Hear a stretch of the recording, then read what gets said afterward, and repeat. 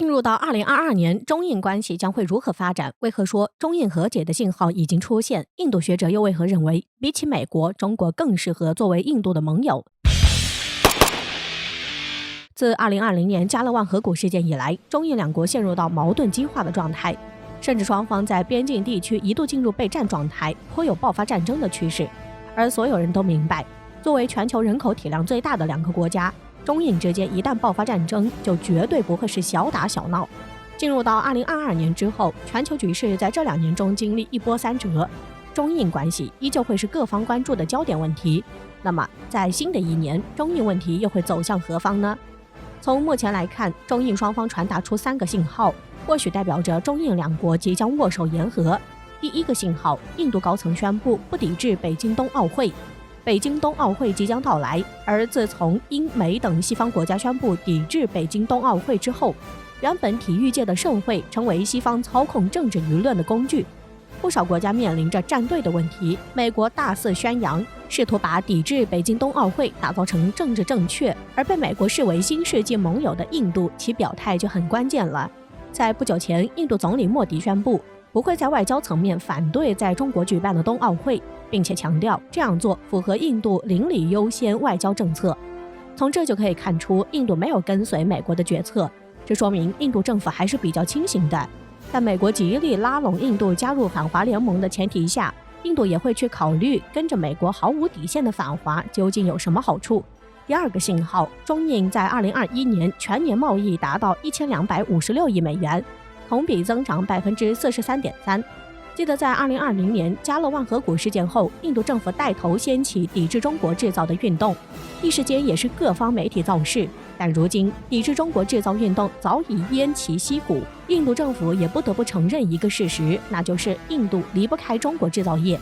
中印两国在经济结构上具有高度互补性，这是不可忽视的。于是在2021年，中印贸易创下历史新高，而经历1年大跳水的印度 GDP 也在2021年迎来强势增长，经济数字是不会骗人的。这就意味着印度需要明白他们的经济与中国制造业具有高度绑定性。第3个信号，中印第14轮军长级会谈取得成果，但实际上如今中印之间的根本矛盾还是在边境问题上。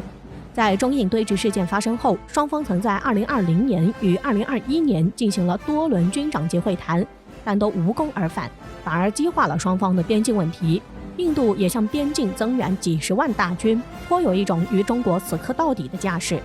不过在2020年新年第1天，中印两军在边境互换糖果，向外界释放出一个信号：中国与印度都愿意坐下来好好谈谈。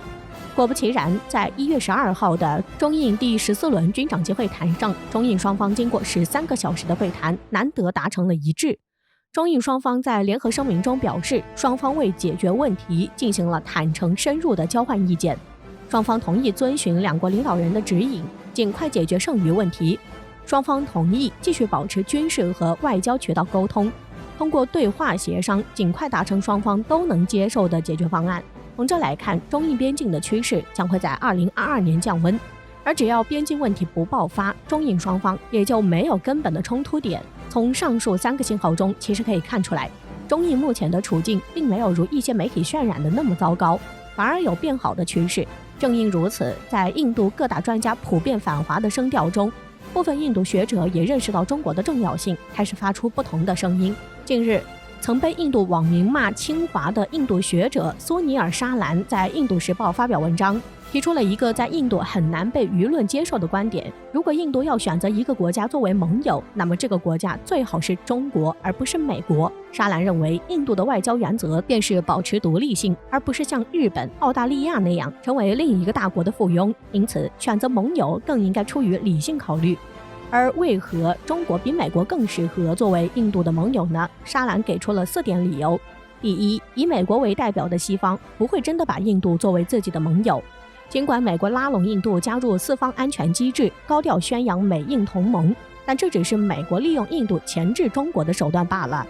即使在4方安全机制中，美国也只会积极地向日本与澳大利亚提供技术支持，而不会向印度提供支持。反而会因为印度购买俄罗斯的 S-400防空系统而去制裁印度。另外，作为信奉基督教的国家，美国、英国、澳大利亚等具有高度排他性，历来看不起俄罗斯这种信奉东正教的斯拉夫国家。印度需要认真反思自己在美国心目中的地位。第二，印度对于美国的武器依赖并不深，尽管印度从美国进口了不少武器，但印度的3大武器供应国分别是俄罗斯、法国与以色列，美国并不在其中。而俄罗斯武器占了印度武器进口的1半，而且俄罗斯愿意与印度共享先进的 S-400 系统，将来也会提供 S-500 系统。相反，从2016年到2020年，美国对印度的武器出口量下降了46%。另外，印度如今在大力推广印度制造运动，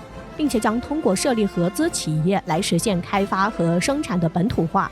而俄罗斯与法国都渴望参与合作。很显然，印度并不需要美国来提供武器。印度政府迄今为止最大的采购就是国防设备采购。但加入美国阵营就意味着恶化了最坚定的印俄关系。第三，中国并不是印度的头号威胁。虽然一些印度官员声称印度的最大敌人是中国，但从印度军队部署 S-400 导弹防御系统的方式来看，印度大部分军队针对的依然是巴基斯坦，而不是中国。事实上，俄罗斯热衷于在印度和中国之间开展和平斡旋。尽管美国一直鼓动中国与印度发生冲突，但印度、中国与俄罗斯的和平人士会阻止这件事儿的发生。第四，疫情爆发2年以来，中印关系发生急剧变化。印度方面虽然一直在宣传抵制中国制造，但中印贸易首次突破1000亿美元大关，成为2国经贸新里程碑。这就让印度不得不思考中印之间的关系了。印度需要意识到，美国不是他的好朋友，而且很可能永远也不会是。印度需要成为俄罗斯那样相对独立国家的坚定伙伴，这其中当然也包括了中国在内。中印之间并没有斗得你死我活的理由，只要妥善解决2国边界争端，中国成为印度的头号盟友并非不可能。从上述观点来看，对于当前中印关系的处境以及未来的发展，这位印度学者也有一个大体的认识。而结合年初时中印边境发出的一些缓和信号，中印之间朝好的方向发展也不是不可能。目前中国方面对于印度保持着高度灵活的外交政策，也就是抓主要矛盾放次要矛盾。中国在边境问题上并不会选择妥协，但相应的，中国也没有把边境问题放大到中印整体的大方向上。经济上该来往的依旧来往，毕竟印度不是立陶宛，而是国际分工的重要一环。而剩下的就是看印度如何抉择了。印度高层需要明白，民族主义能拉动一时选票，却不能给印度带来未来。